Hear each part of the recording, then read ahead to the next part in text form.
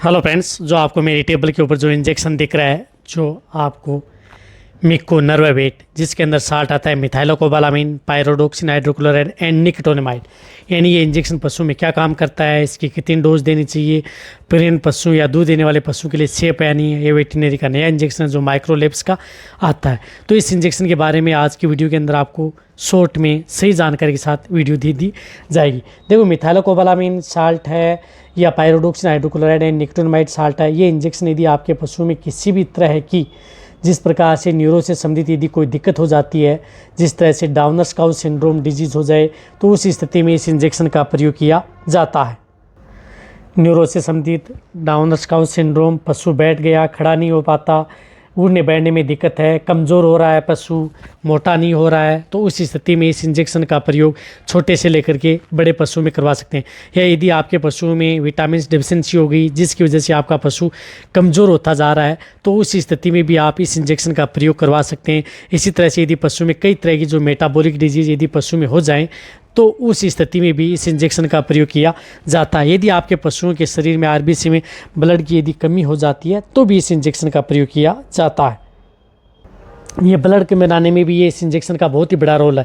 कहने का मतलब ये इंजेक्शन किसी भी तरह जैसे मेटाबॉलिक, जिसके अंदर मिल्क प्योर हो, कीटोसिस हो, पीपीएच हो, डाउनर-स्काउट सिंड्रोम हो या अदर डिजीज़ हो, इन सभी तरह की डिजीज़ में आप इस इंजेक्शन का प्रयोग उन पशुओं में करवा सकते हैं। रही बात ये इंजेक्शन यदि किसी तरह की जो बैक्टीरियल या अदर डिजीज़ हो जाती है, तो उनमें सपोर्ट थेरेपी के तौर पर भी आप इस इंजेक्शन का प्रयोग करवा सकते हैं। इस इंजेक्शन का प्रयोग यदि पशुओं को कमजोरी से उबारने के साथ पशु में दूध बढ़ाने के तौर पर भी आप इस इंजेक्शन का प्रयोग करवा सकते हैं। वहाँ पर भी इसका अच्छा रिजल्ट मिलता है। यानी कहने का मतलब है कि दूध देने वाले पशुओं को भी इंजेक्शन लगाते हैं तो अच्छा रिजल्ट मिलता है। तो इस इंजेक्शन की डोज होती है, बड़े लार्ज एनिमल्स हैं 10 ml से लेकर के 20 ml इंट्रामस्कुलर व इंट्रावेनस, क्योंकि ये इंजेक्शन दोनों रूट से लगाया जा सकता है और दोनों रूट से पशु के लिए सेफ रहता है। मीडियम साइज़ के पशु में 5 से 7 ml, भेड़ बकरियों में ले रहे हैं 2 से 3 ml, डॉग के अंदर भी 2 ml आप इस इंजेक्शन का प्रयोग करा सकते हैं। इस इंजेक्शन को प्रयोग वैसे डायरेक्ट जो ड्रिप आती हैं NS, RL, रिंटोज, इंटालाइट, इन सभी में डाल करके प्रयोग करवा सकते हैं। रही बात ये इंजेक्शन यदि पशु प्रेग्नेंट है, गाभिन है, तो भी आप इस इंजेक्शन का प्रयोग करवा सकते हैं। कहने का मतलब कि ये इंजेक्शन जो प्रेग्नेंट पशु हैं उनके लिए भी सेफ है और दूध देने वाले पशु हैं उनके लिए भी सेफ है।